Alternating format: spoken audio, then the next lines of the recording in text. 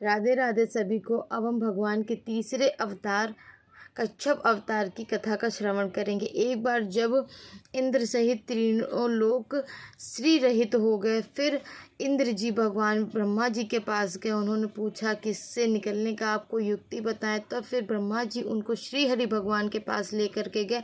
फिर श्री हरि भगवान ने उनको बोला कि हमको क्षीर सिंधु का मंथन करना है, तो आप लोगों को क्षीर सिंधु का मंथन करना होगा। तो उन लोगों ने बोला कैसे? उन्होंने बोला उसके लिए सभी देवता और दैत्य मिल करके क्षीर सिंधु का मंथन करेंगे। तो वो लोग दैत्यों के राजा बलि महाराज के पास गए। उनसे उन्होंने कहा, तो वो भी अमृत के लालच में तैयार हो गए कि हाँ ठीक है, हम भी मंथन के लिए तैयार हैं। उन्होंने भी संधि कर ली।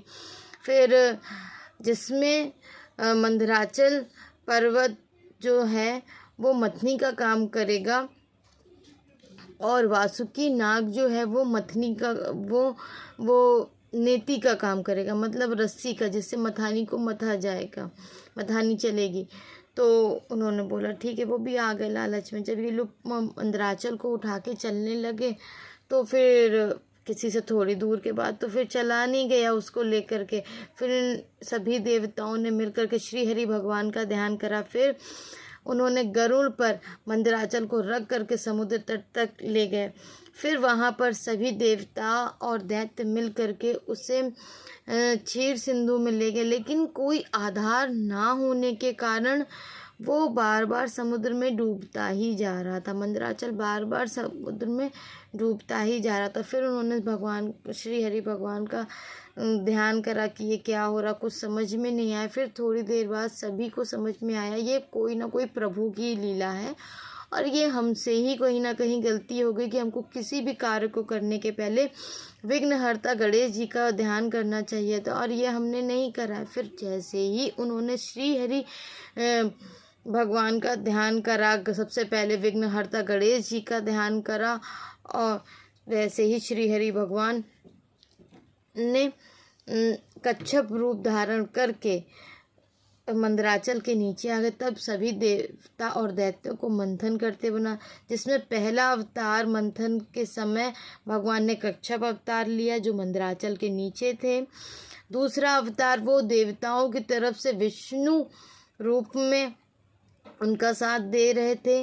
और जब मंथन करते करते किसी से कुछ भी नहीं निकला, मत्ते मत्ते बहुत देर हो गई, तब भगवान ने तीसरा रूप सहस्त्रबाहु रूप धारण करके तीनों ओर से अपने सहस्त्रों बाहु से जब मंदराचल को मथना चालू करा, तब सबसे पहले समुद्र में सबसे पहले हलाहल कालकूट विष निकला, जिससे तीनों लोग जलने लग रहा था, जिसको महादेव जी ने ग्रहण करा। फिर कुछ रत्न निकले, कामधेनु निकली, जिसे ऋषियों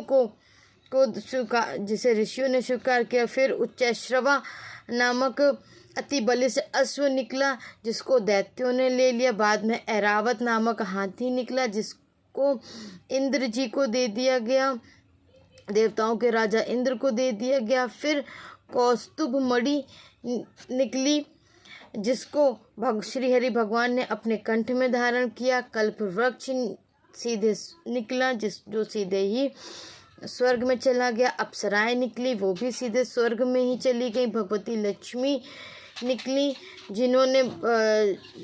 जिनको भगवान विष्णु ने वरण किया। फिर वारुणी देवी को देवताओं ने ले लिया। धनुष निकला, जिसको कोई भी नहीं उठा सका, उसको भगवान विष्णु ने धारण किया। चंद्रमा निकला, जो आकाश में चला गया। दिव्य शंख निकला, जिसको भी श्री हरि भगवान ने स्वीकार किया। अंत में अमृत कलश निकला,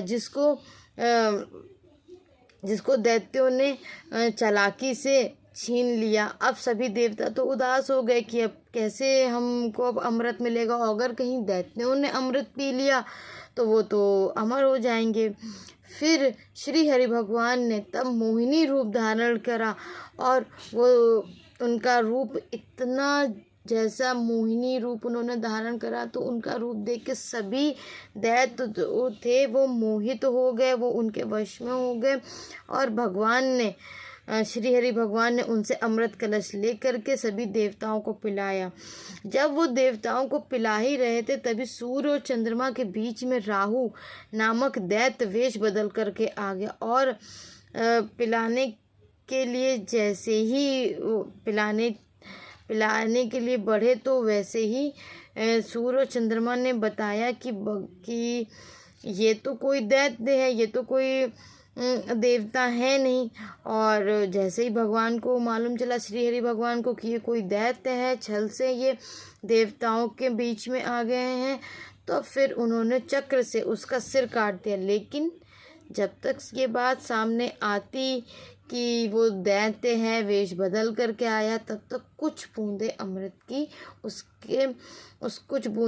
की उसको मिल चुकी हुई थी। जब उन्होंने उसका सिर काट दिया, तो ऊपर के भाग को, गर्दन के ऊपर के भाग को राहु कहा गया, गर्दन से नीचे के भाग को केतु कहा गया। जो आज भी ग्रहण जो लगता है वो यही होता है कि ये भगवान को, सूर्य को, चंद्रमा को आज भी परेशान करते हैं, बदला लेने के लिए आते, क्योंकि इन्होंने ही ये बात, सूर्य भगवान ने और चंद्रमा भगवान ने ही ये बात बता दी थी श्री हरि भगवान को। फिर सभी तो वो आज भी ग्रहण जो लगता है वो सूर्य और चंद्रमा से बदला लेने के लिए आते हैं। फिर देवताओं ने अमृत पी लिया, सभी ने भगवान का आश्रय था ही। फिर इस संग्राम में जो दैत्य और देवताओं के बीच में जो ये मंथन हुआ, इस मंथन में तो श्री हरि भगवान की कृपा से देवताओं की ही विजय हुई। तो ये थी भगवान के कच्छप अवतार की कथा। धन्यवाद। सभी को राधे राधे।